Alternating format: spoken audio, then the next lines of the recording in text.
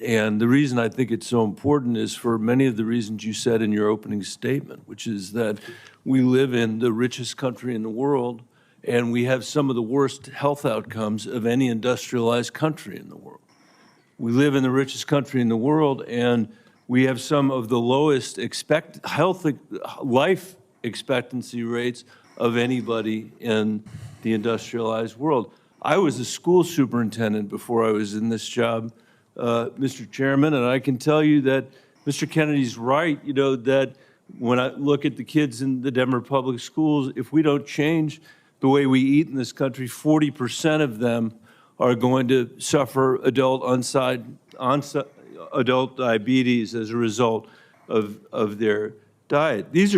And we're, as I said, spending more than any other country in the world, and our families, every single person's constituents in this Senate are facing chronic shortages when it comes to health care. My friend from Texas, Senator Cornyn, has been a champion on mental health care. We have an epidemic, as he knows, across this country in mental health care, partly because of what the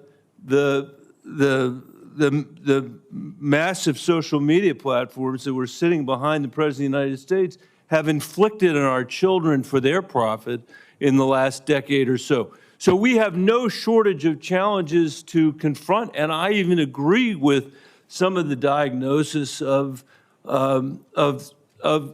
Kennedy. What is so disturbing to me is that out of 330 million Americans, we're being asked to put somebody in this job who has spent 50 years of his life not honoring the tradition that he talked about at the beginning of this conversation, but peddling in half-truths, peddling in false statements, peddling in theories that, create doubt about whether or not things that we know are safe are unsafe.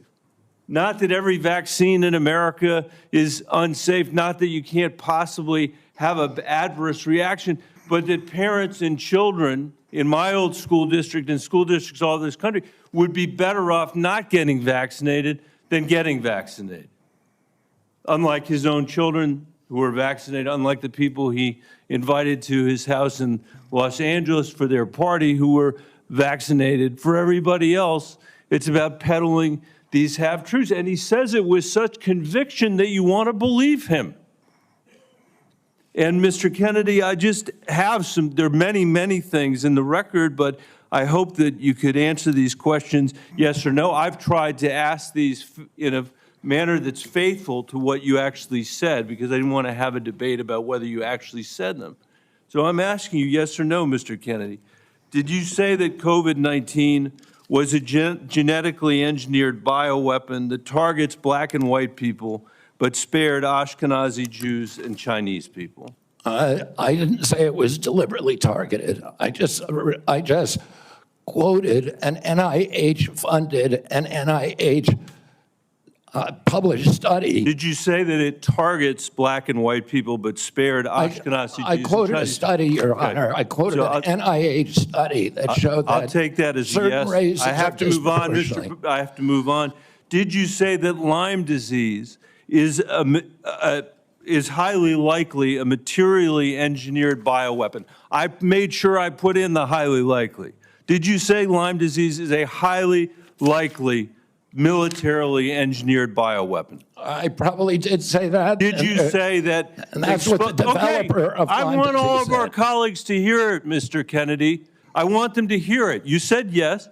Did you say that exposure to pesticides causes children to become transgender? No, I never said that. Okay, I have the record that I'll give to the chairman, and he can make his judgment about what you said. Did you write in your book, and it's undeniable, that African AIDS is an entirely different disease from Western AIDS? Yes or no, Mr. Kennedy? I'm not sure if I made that. Okay, I'll give it to the chairman, Mr. Kennedy. And my final question, did you say on a podcast, and I quote, "I wouldn't leave abortion, to the states. My belief is we should leave it to the woman. We shouldn't have the government involved, even if it's full term." Did you say that, Mr. Kennedy? Senator, I believe that every abortion is a tragedy. Did you say it, Mr. Kennedy?